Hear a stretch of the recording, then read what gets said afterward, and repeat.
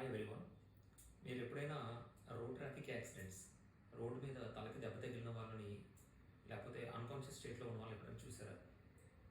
ఒకవేళ అలాంటి వాళ్ళు చూస్తే వాళ్ళకి సివియర్ ఇంజరీ జరిగిందా లేదా అని అసెస్ చేయడం ఎలా, వాళ్ళని ఎలాంటి జాగ్రత్త తీసుకోవాలి, వాళ్ళని జాగ్రత్తగా హాస్పిటల్కి ఎలా షిఫ్ట్ చేయాలి అని ప్రతి ఒక్కరు, కామన్ మ్యాన్ ప్రతి ఒక్కరు తెలుసుకోవాలి ఈ రోజుల్లో. ఎందుకంటే తలకి దెబ్బ తగిలిన తర్వాత ఎవ్రీ మినిట్, ఎవ్రీ సెకండ్ కూడా చాలా important. Golden hour rule concept అనేది ఉంటుంది.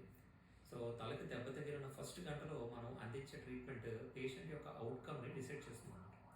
సో పర్టికులర్గా మన లాంటి హెవీ ట్రాఫిక్ ఉండే కంట్రీస్లో ప్రతి కామన్ మ్యాన్ కూడా ఒక హెడ్ ఇంజరీ పేషెంట్ని ఎలా హ్యాండిల్ చేయాలి, ఎలా ఫస్ట్ ఎయిడ్ చేయాలి అని తెలుసుకోవాల్సిన అవసరం చాలా ఉంది. సో ఇప్పుడు మీరు తెలుసుకోవాల్సింది ఏంటంటే, రోడ్ మీద ఎవరైనా పేషెంట్కి యాక్సిడెంట్ అయ్యి తలకి దెబ్బ తగిలి ఉంటే అతనికి సివియర్ ఇంజురీ అయిందా లేదా అని తెలుసుకోవడం కోసం కొన్ని లక్షణాలు ఉంటాయి. అవి ఏంటంటే లాస్ ఆఫ్ కాన్షియస్నెస్, అన్కాన్షియస్ ఏమైనా అయిపోయాడా పేషెంట్, వామిటింగ్స్ ఏమైనా అయినాయా, ఫిట్స్ ఏమైనా వచ్చిందా, సివియర్ హెడేక్, లేకపోతే ముక్కులో నుంచి కానీ చెవులో నుంచి కానీ బ్లడ్ రావడం కానీ, లేకపోతే పరాగ్గా కన్ఫ్యూజ్డ్గా బిహేవియర్ డిస్టర్బెన్సెస్ ఏమైనా ఉన్నా, ఇవి ఏమైనా ఉంటే తలకి సివియర్గా దెబ్బ తగిలింది అని ఊహించారన్నమాట. సో ఇలాంటి పేషెంట్స్కి అస్సలు టైం వేస్ట్ చేయకుండా ఒక న్యూరో సర్జన్ దగ్గరికి షిఫ్ట్ చేస్తే ఇమీడియట్గా బ్రెయిన్కి ఒక సిటీ స్కాన్ చేస్తారు. చేయడం వల్ల మెదడు లోపల ఏమైనా బ్లీడింగ్ లాంటిది ఏమైనా అయిందా, ఈ బ్రెయిన్ పైన ఉన్న బోన్స్ ఏమైనా ఫ్రాక్చర్స్ ఏమైనా అయినాయా, ఇలాంటివి ఐడెంటిఫై చేయడం జరుగుతుంది అన్నమాట.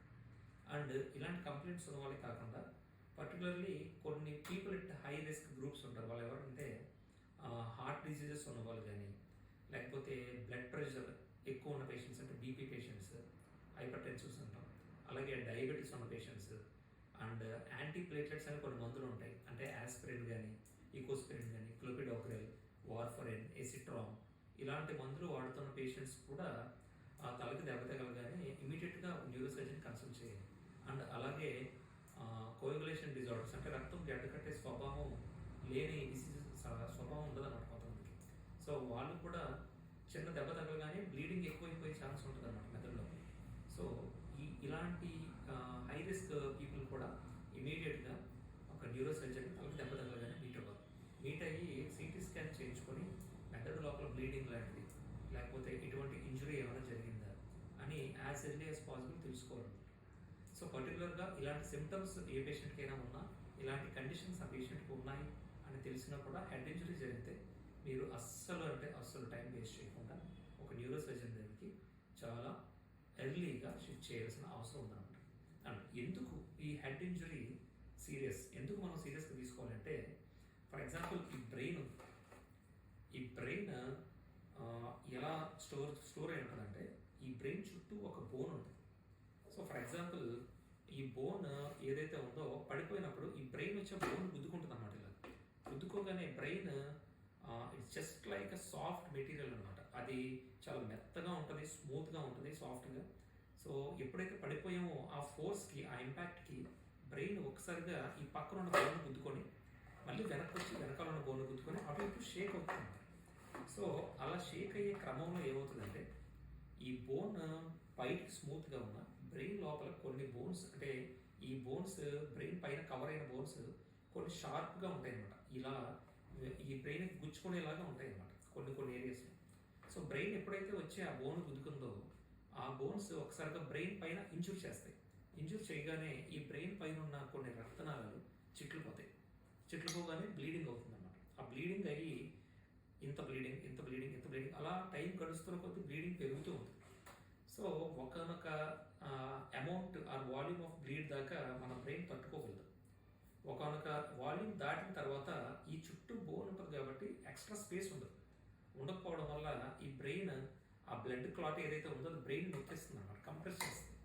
దానివల్ల లోపలే బ్రెయిన్ నలిగిపోయి ప్రెషర్ పెరిగిపోతుంది అన్నమాట బ్రెయిన్ లోపల. దాన్ని ఇంట్రాక్రేనియల్ ప్రెషర్ అంటాం.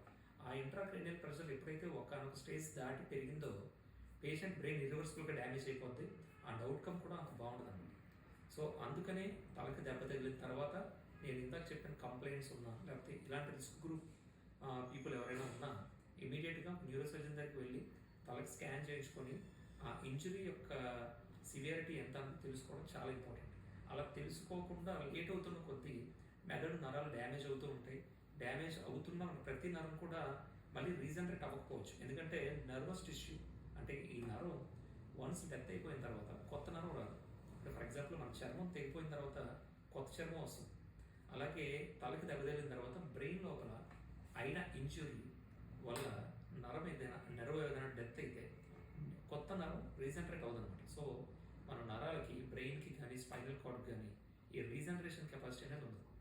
సో ఈ రీజనరేషన్ కెపాసిటీ ఉండదు కాబట్టి ఏ ఇంజురీని అయినా మనం చాలా సీరియస్గా తీసుకొని యాజ్ ఎర్లీ యాజ్ పాసిబుల్ దాన్ని ట్రీట్ చేయాలి. ఓకే, సో ఈ ఇన్ఫర్మేషన్ గుర్తుపెట్టుకోండి, మీ ఫ్రెండ్స్కి మీకు కావాల్సిన వాళ్ళకి షేర్ చేయండి. అండ్ రోడ్ మీద ఎవరైనా ఇలాంటి ఇంజురీస్తో నేను చెప్పిన కంప్లైంట్స్తో కానీ పడిపోయి ఉంటే వాళ్ళని దయచేసి యాజ్ ఎర్లీ యాజ్ పాసిబుల్ ఒక మంచి హాస్పిటల్కి న్యూరోసర్జన్ ప్రిఫరబుల్లీ న్యూరోసర్జన్ దగ్గరికి షిఫ్ట్ చేయండి. Thank you.